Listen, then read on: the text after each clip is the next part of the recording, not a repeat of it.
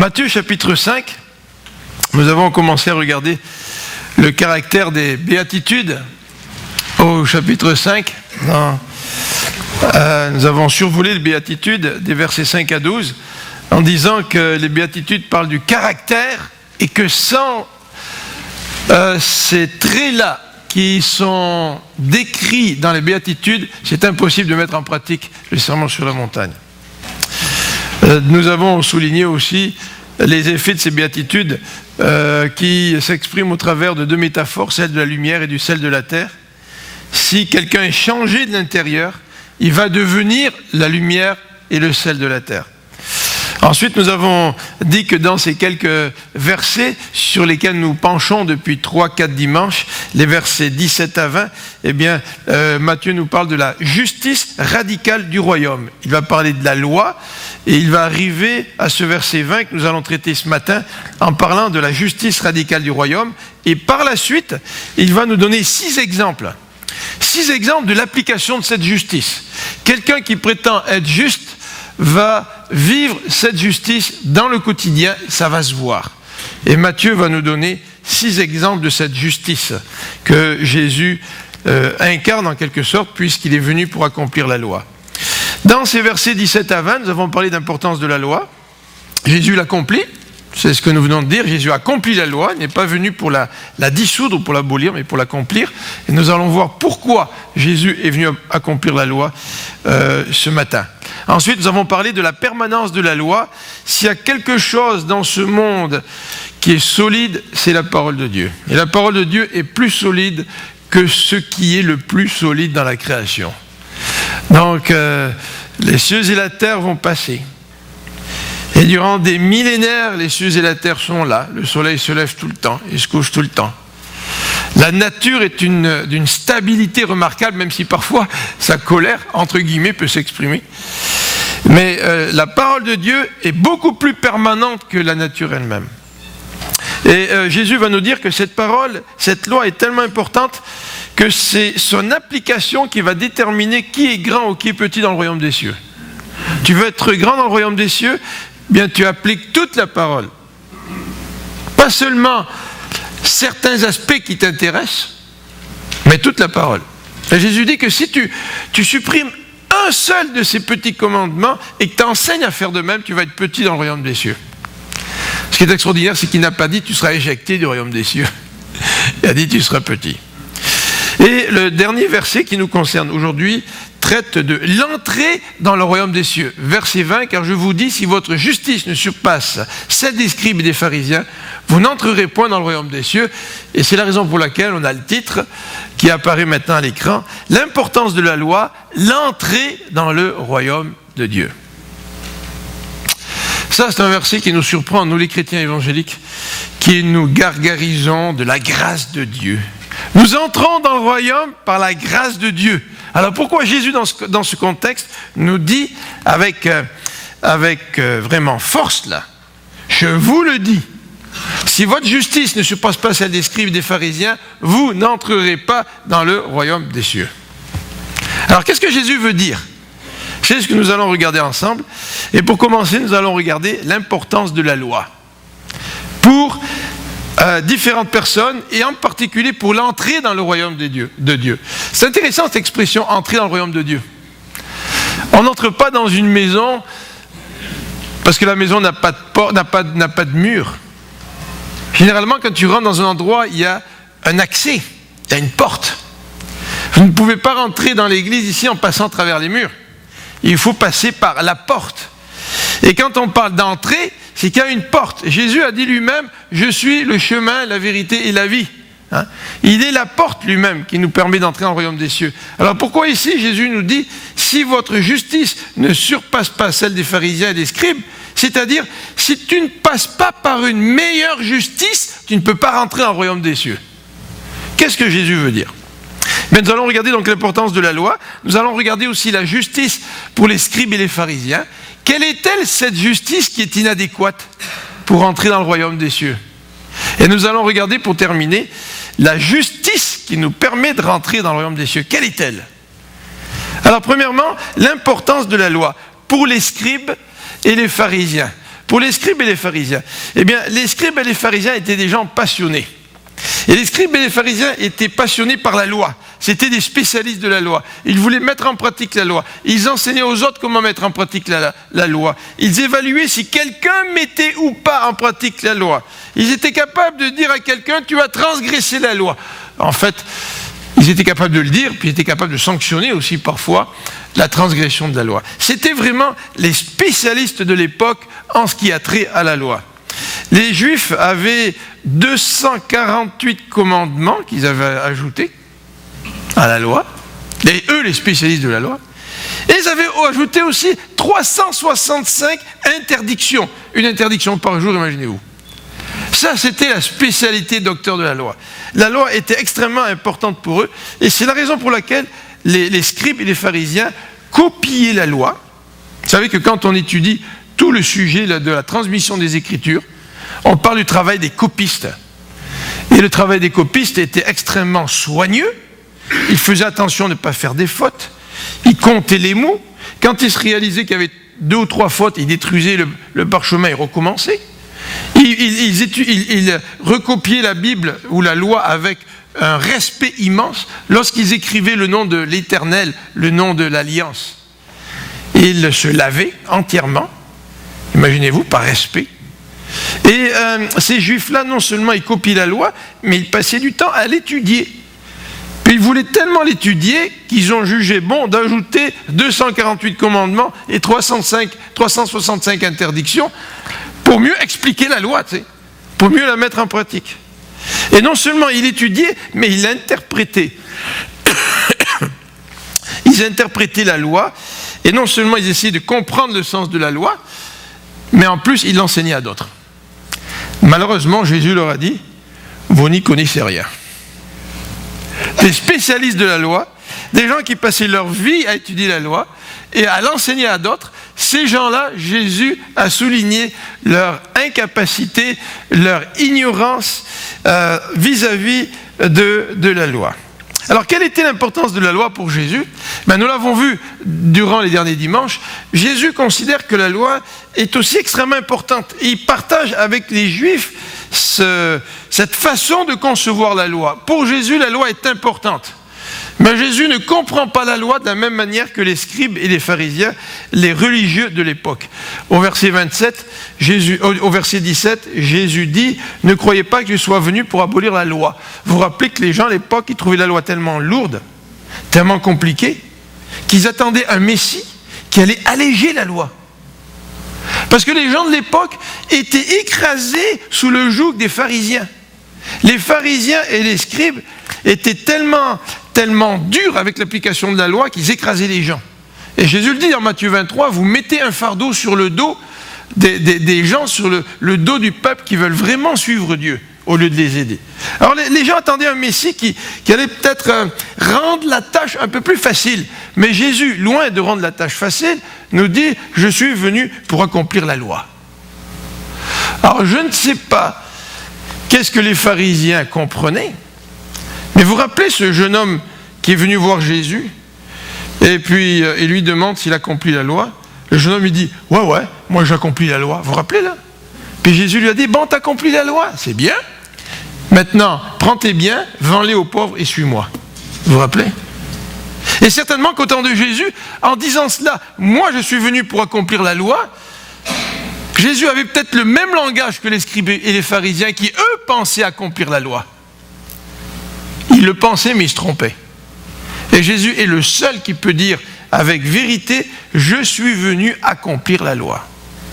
Et ça, c'est extrêmement important, ce verset 17, quand Jésus parle de l'accomplissement de la loi, parce que ça a tout un impact pour notre salut, comme nous allons le voir plus tard.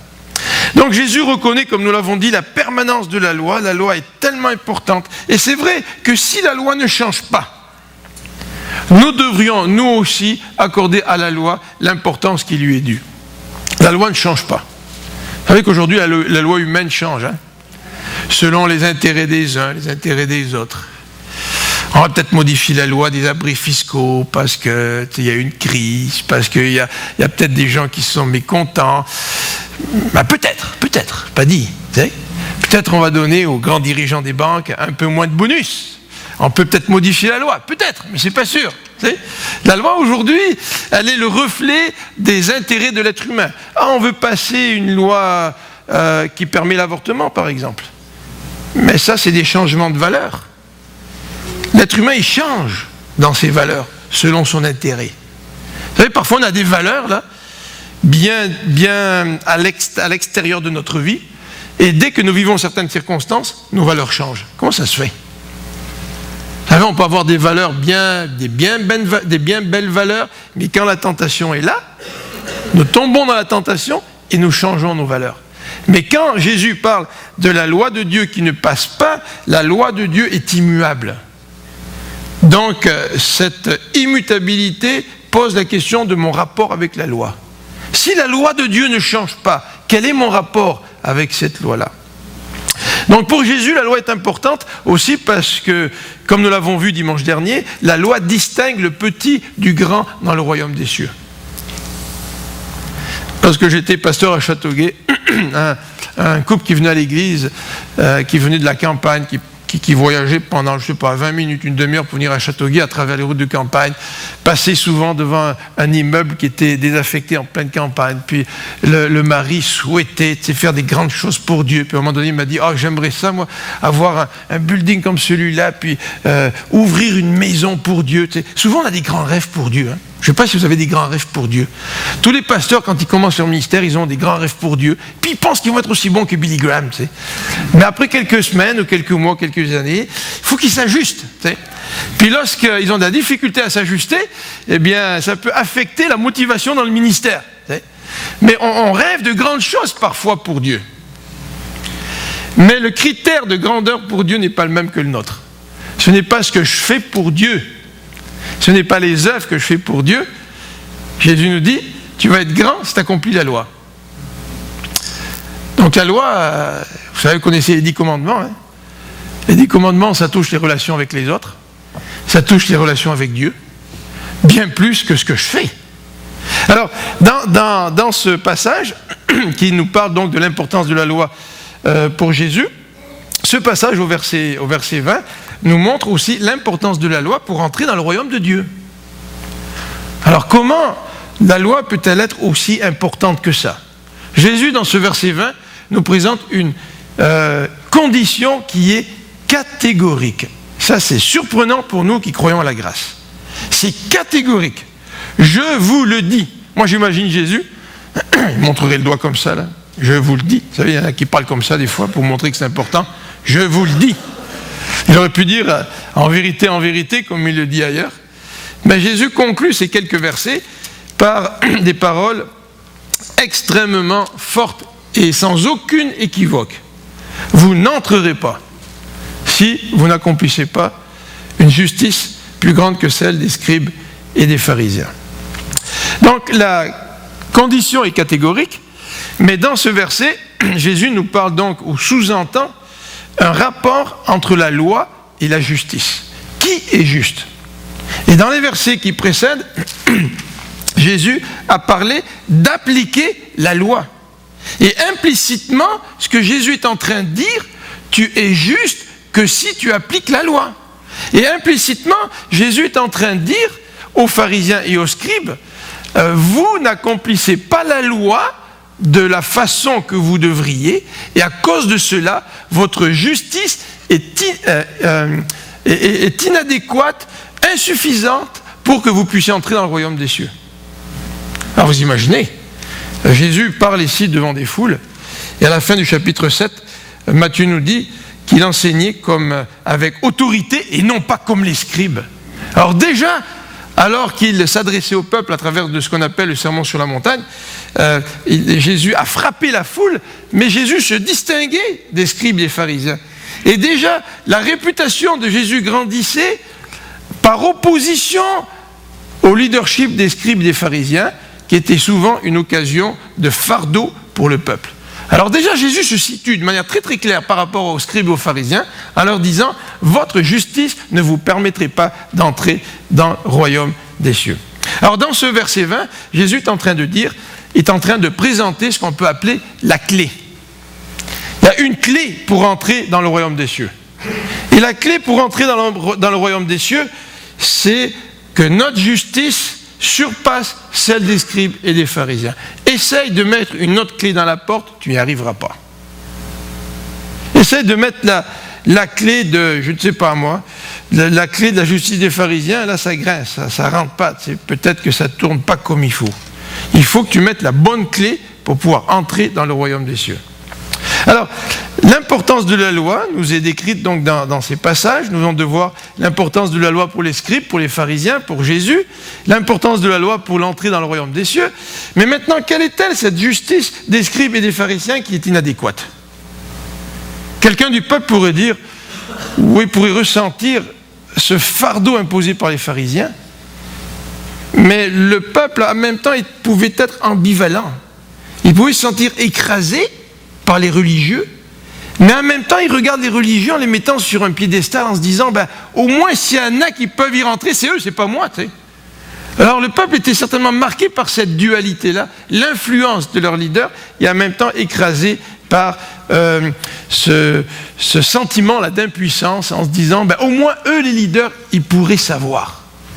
Alors, la justice des scribes et des pharisiens, elle se caractérise, j'en ai nommé 3 éléments, pour en nommer plus, mais 3 éléments principaux. Le premier, c'est qu'elle était extérieure.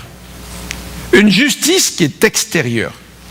Elle est tellement extérieure que Jésus, dans le Sermon sur la montagne, au chapitre 5, va donner 5 exemples pour montrer que la justice des pharisiens et des scribes ne la permettent pas d'entrer dans le royaume des cieux. Regardez le premier exemple, au verset 21. Vous avez entendu qu'il a été dit aux anciens, tu ne tueras pas. Celui qui tuera est passible du jugement. Le pharisien qui écoute Jésus dit, moi je n'ai jamais tué. Moi je ne suis pas un meurtrier. Et le pharisien, vis-à-vis de la loi, apaisait sa conscience hypocrite en se disant, moi je suis accepté par Dieu à cause de ma justice, je n'ai jamais tué. Et Jésus est en train de leur dire, ce que vous ne comprenez pas, c'est que quand vous mettez en colère contre votre frère, vous êtes aussi passible du jugement, car celui qui dira à son frère « Raka » mérite d'être puni par le Sanhédrin. Vous vous rendez compte, l'instance juive, là.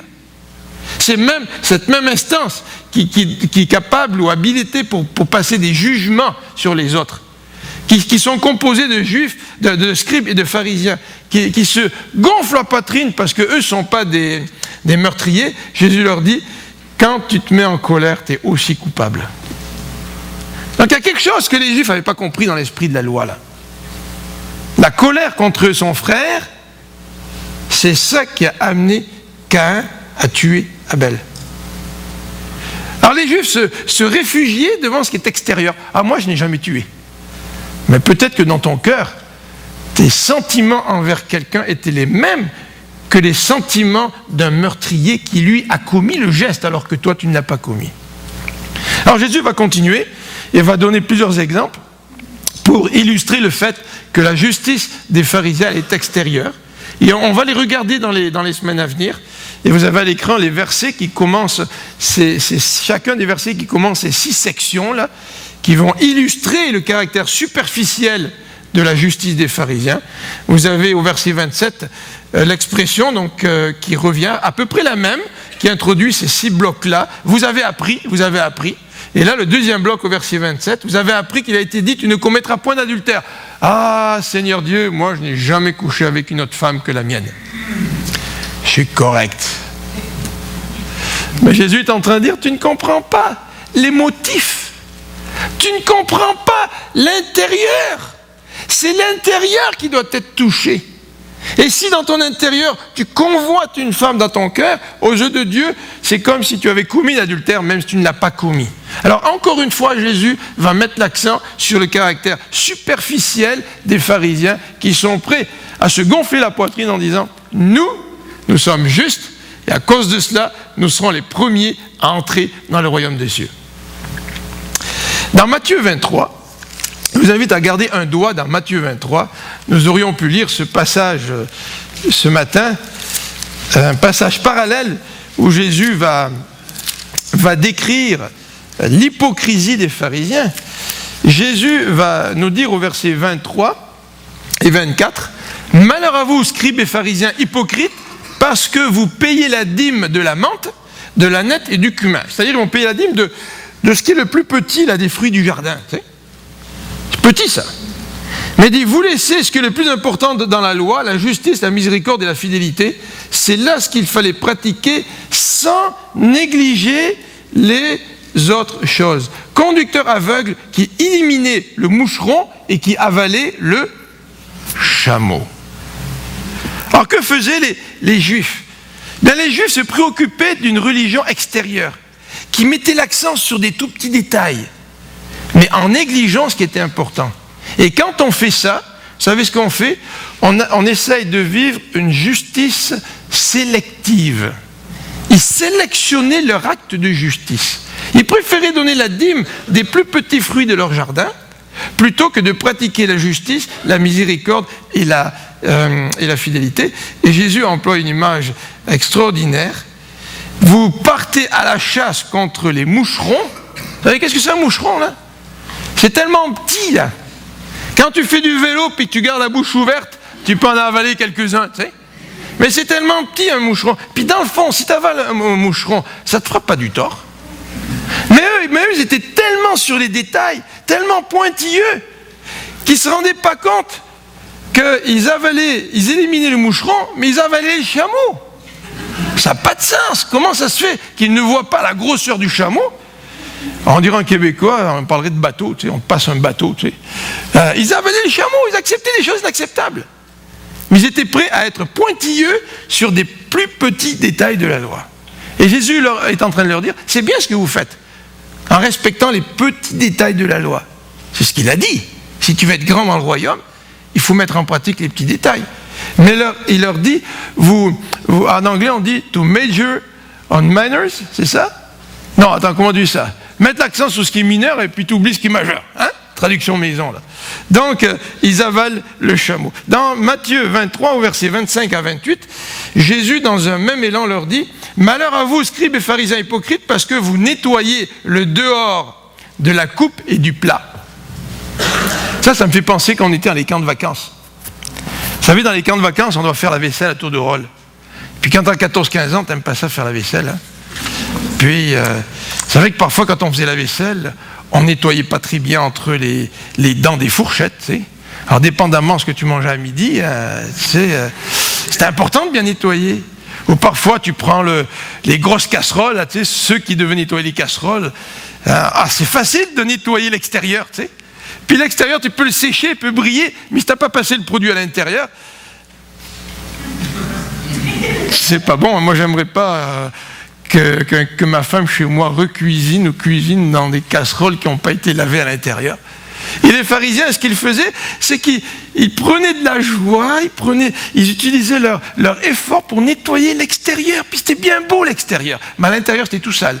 Et Jésus va employer une autre expression, verset 26, pharisiens aveugles, nettoie premièrement l'intérieur de la coupe et du plat, afin que l'extérieur aussi devienne net.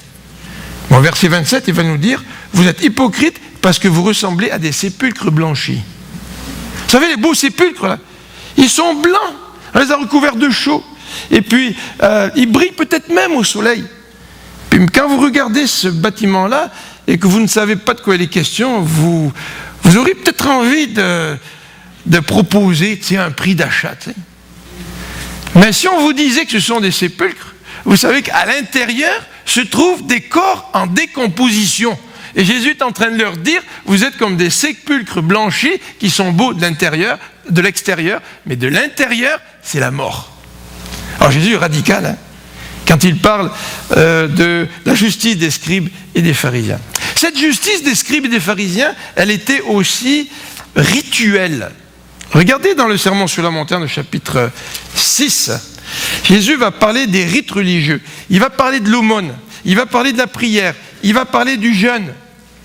Et il nous dit, au verset 2, lorsque tu fais l'aumône, ne sonne pas de la trompette devant toi comme font les hypocrites dans les synagogues et dans les rues.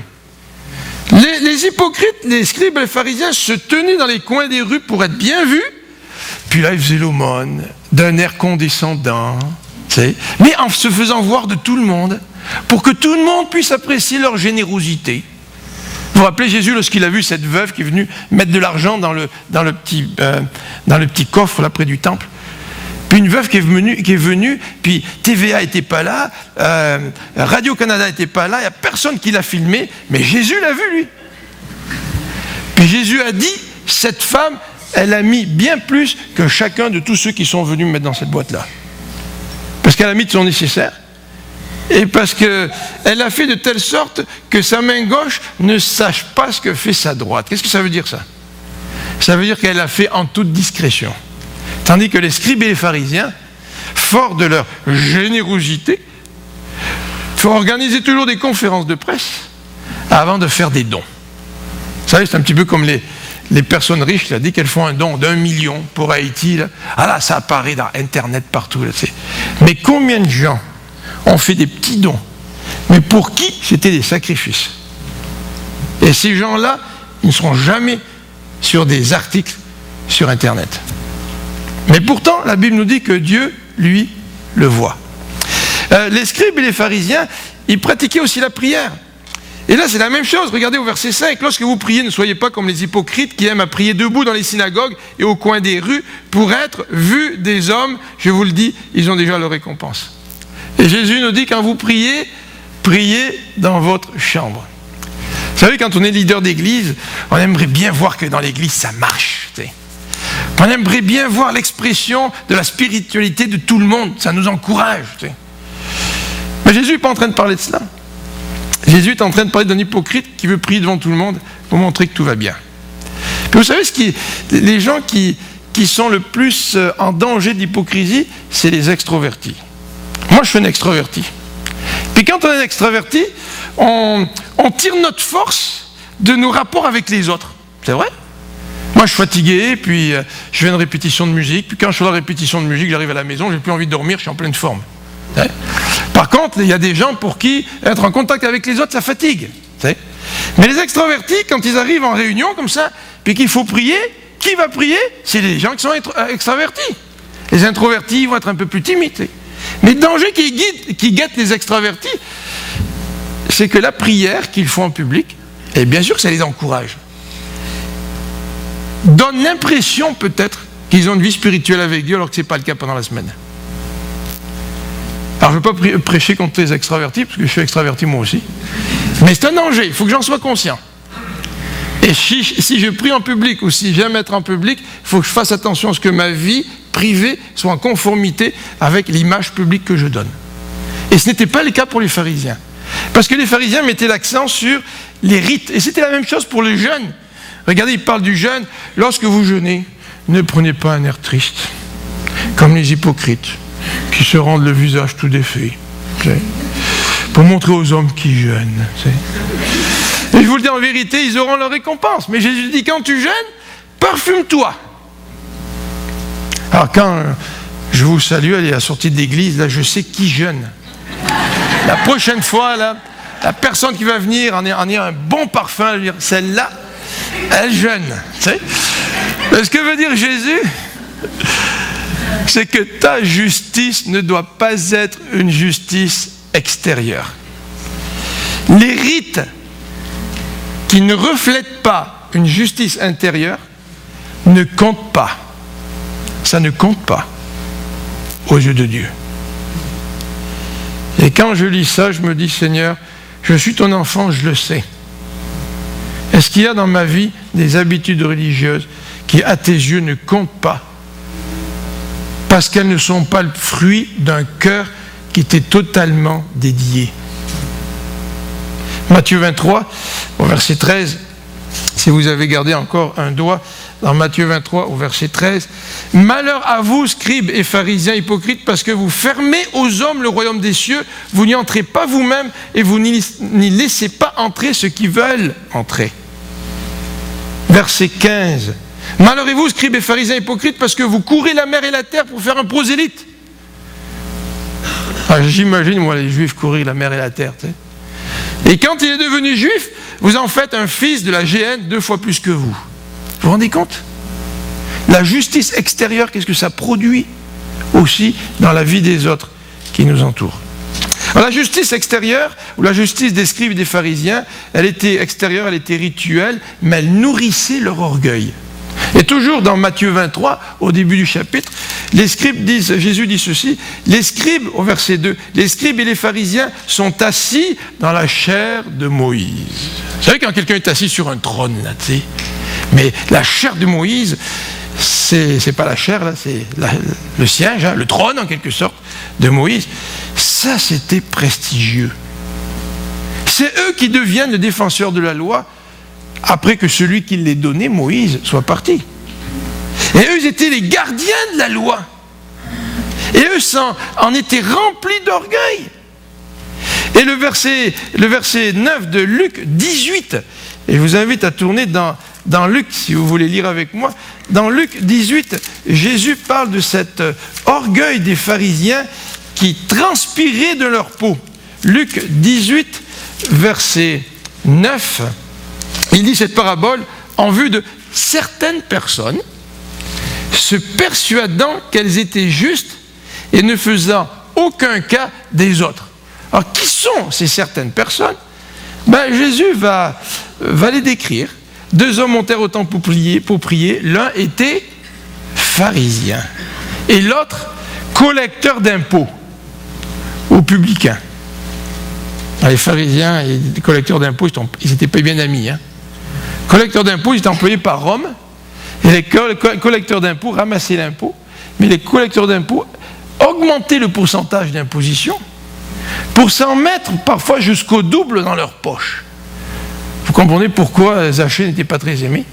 Et vous comprenez pourquoi Zachée a rendu tout ce qu'il avait volé, en donnant même une compensation aux personnes qu'il avait volées. Et le pharisien, debout, il prie, dit « Oh Dieu, je te rends grâce parce que je ne suis pas comme lui. » Okay. Puis le publicain, il se tient à distance. Il n'ose même pas lever les yeux. Il se frappe la poitrine en signe de reconnaissance de son péché.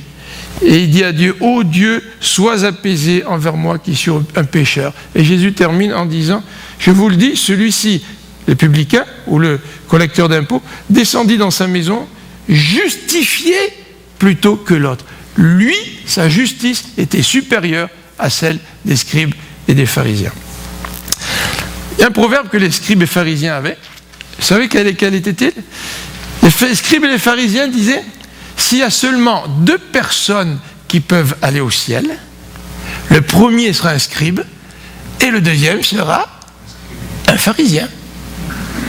Alors, vous voyez comment ils étaient imbus d'eux-mêmes et comment cette propre justice nourrissait leur orgueil.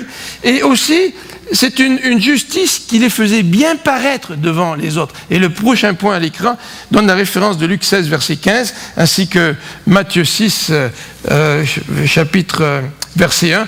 On va prendre juste Matthieu 6, verset 1. « Gardez-vous de pratiquer votre justice devant les hommes, pour en être vus. » Les scribes et les pharisiens voulaient être vus. Alors maintenant, j'aimerais terminer avec cette dernière section. Je vais aller un petit peu plus vite. La justice qui nous permet d'entrer dans le royaume, quelle est-elle? Eh bien, c'est la justice que Dieu donne. Et ça, c'est extraordinaire. Parce que qui pourrait accomplir la loi comme Jésus l'a accompli? Qui pourrait se targuer d'avoir une justice suffisante pour entrer dans le royaume des cieux? Dieu connaît notre incapacité et Dieu va nous fournir, il va nous donner une justice qui va surpasser celle des pharisiens. Alors regardons une description de cette justice. Dans notre texte de Matthieu au chapitre 5, l'expression utilisée, la justice qui surpasse celle des pharisiens, c'est une expression qui est utilisée pour décrire le débordement d'un fleuve en crue. Vous savez ce qui se passe quand un fleuve déborde là? On connaît ça au Québec, nous, quand il y a des embâcles, là, vers le printemps. Là, le fleuve, la rivière déborde et puis s'étend sur les côtés, puis peut s'étendre sur des centaines de mètres et même beaucoup plus selon la grosseur du fleuve et selon la topologie, la géographie de la région. Vous savez que le Nil, sur les berges du Nil, puis du Tigre et de l'Euphrate, lorsque les fleuves débordaient, ils amenaient toute leur richesse sur les rivages, et quand l'eau se retirait, eh bien les terres étaient utilisées pour cultiver, n'est-ce pas? Alors ici, Jésus est en train de dire que cette justice que Dieu donne, elle est tellement grande qu'elle déborde par rapport à celle des scribes et des pharisiens. Cette justice, elle est intérieure. Nous l'avons souligné, elle est intérieure. Et lorsque le prophète Samuel est allé choisir David comme roi, vous connaissez le texte, il a d'abord fait passer le premier-né devant lui. Et puis Dieu lui dit, c'est pas celui-là. Samuel disait, ouais, mais d'après nos critères humains, qui est le plus important? C'est le premier-né. Mais là, Seigneur, bon, ok, le deuxième, là. Puis le Seigneur dit, non, aucun de ceux-là. Puis Samuel est obligé de dire, est-ce que vous avez un autre fils? Puis on lui dit, oh, ouais, le petit Benjamin, là, qui garde les troupeaux, là, tu sais. Et puis le texte nous dit que Dieu ne regarde pas l'apparence, mais qu'il regarde au cœur. Si notre justice n'est pas intérieure, elle ne pourra pas nous garantir l'entrée du royaume de Dieu. Et la justice qui nous permet d'entrer dans le royaume de Dieu, Jésus nous l'a décrit dans Matthieu 5, 48, il nous dit, soyez parfaits comme votre Père Céleste est parfait. Qui d'entre nous atteint la perfection de Dieu pour que si nous nous trouvions devant lui, que nous ayons le culot de dire à Dieu, Dieu, ouvre-moi la porte du ciel parce que je suis aussi juste que toi. Personne. Et devant cette situation, il n'est pas étonnant que les disciples aient posé la question à Jésus dans Matthieu 19, verset 25, mais qui donc peut entrer dans le royaume des cieux? Qui peut donc être sauvé? Les exigences sont tellement élevées. Qui donc peut être sauvé? Bien, la bonne nouvelle, c'est que la Bible nous dit que Christ, il est devenu justice pour nous. Il est devenu justice pour nous. Christ n'a jamais descendu les standards. Mais si Christ réalise que moi, je ne peux pas surpasser la justice des pharisiens, bien Christ va trouver une autre solution, non pas celle de baisser les standards, mais va dire, moi, je suis juste et je vais donner ma justice à celui qui veut entrer dans le royaume des cieux. Et c'est la raison pour laquelle on parle de grâce. Et c'est la raison pour laquelle nous pouvons maintenir en équilibre la pratique de la loi, prendre la loi très au sérieux et en même temps parler de la grâce de Dieu. Non pas parce que je peux accomplir la loi parfaitement, mais parce que Christ me revêt de sa justice. Et quand j'arrive devant Dieu, quand je vais me trouver devant Dieu, et si Dieu me dit pourquoi je devrais te laisser entrer, je vais dire Seigneur, ne vois-tu pas la justice de Christ qui m'habite, qui m'habille? Et le Seigneur va me dire, entre. Il y a plusieurs textes que j'aimerais vous présenter à l'écran, mais on n'a pas vraiment le temps de les regarder tous, mais j'aimerais juste citer le deuxième texte dans Romains 5. Dans Romains 5 au verset 18 et 19, un beau texte qui nous parle de la justice de Dieu.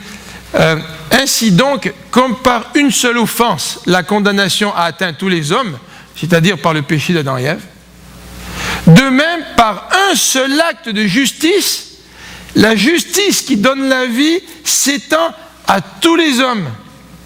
Car comme par la désobéissance d'un seul homme, beaucoup ont été rendus pécheurs, de même par l'obéissance d'un seul homme, beaucoup seront rendus justes. Tu ne peux pas devenir juste. Tous tes rites religieux ne peuvent pas faire de toi quelqu'un de juste. Tu pourrais donner tous tes biens. Ça ne suffirait pas. La justice de Dieu, c'est une justice qui ne s'achète pas, c'est une justice qui est reçue. C'est une justice que Dieu veut nous donner. Et c'est la raison pour laquelle j'aimerais terminer en parlant de comment recevoir cette justice. Et si vous connaissez le texte d'Hébreux 11, le texte d'Hébreux 11 nous donne la clé à la réception de la justice de Dieu. Hébreux 11 nous dit, c'est par la foi qu'Abel a offert un sacrifice à Dieu. Si vous voulez tourner avec moi dans Hébreux 11, c'est par la foi qu'Abel offrit à Dieu un sacrifice plus excellent que celui de Caïn, et c'est par la foi qu'il fut déclaré juste. C'est pas le sacrifice qui a fait qu'il était juste. Il y a des gens qui disent que Caïn, il a offert les fruits de la terre, et Abel a offert un agneau. Puis c'est pour ça que Dieu a préféré l'offrande d'Abel, parce que c'était un agneau. Il n'est aucunement question de cela. Le texte ici nous dit que si Abel a été déclaré juste, ça n'a rien à voir avec l'offrande en soi. Ça a à voir avec la foi. Est-ce que tu crois que Jésus veut te donner un cadeau, un vêtement de justice, et il veut te revêtir de ce vêtement de justice? Et pour que Dieu, lorsqu'il te regarde, il voit Christ à ta place. Il ne voit plus ton injustice. Il voit Christ parce que par la foi, tu as accepté le sacrifice de Jésus-Christ à la croix. Lui, le juste, qui a porté ton péché et qui a porté mon péché. Si on continue dans Hébreux, on va juste montrer rapidement les deux autres textes à l'écran. Dans Hébreux, au chapitre 11, on a le même exemple d'Abraham. Abraham, ce n'est pas parce qu'il a été circoncis qu'il a été sauvé. Ce n'est pas par un acte religieux, ce n'est pas par un rite. Abraham a reçu la justification de Dieu par la foi. J'aimerais poser deux questions pour terminer. La première, à ceux d'entre nous qui pensent peut-être être sauvés par vos œuvres. Vous pensez que pour être sauvé, il faut faire des bonnes choses. Pour être sauvé, il faut appliquer la loi. Si vous pensez cela, bon courage, amis. Si vous êtes sincère, vous allez souffrir en réalisant votre incapacité. Et si vous êtes hypocrite, vous allez tomber dans l'illusion. Et à ceux d'entre nous qui avons déjà accepté le Seigneur par grâce, est-ce que nous vivons par la foi? Est-ce que nous nous rappelons que Dieu nous revêt d'un manteau qui n'est pas le nôtre? C'est celui de la justice de Dieu. Et parce que je suis revêtu de la justice de Dieu, je vais faire tous mes efforts pour accomplir la loi, en sachant que quand je pêche, Dieu me pardonne. Dieu me redonne toute sa justice. Et Dieu, en faisant cela, m'encourage à persévérer dans l'observation de la loi. Loin de moi la pensée de prendre la loi à la légère. On va prier ensemble.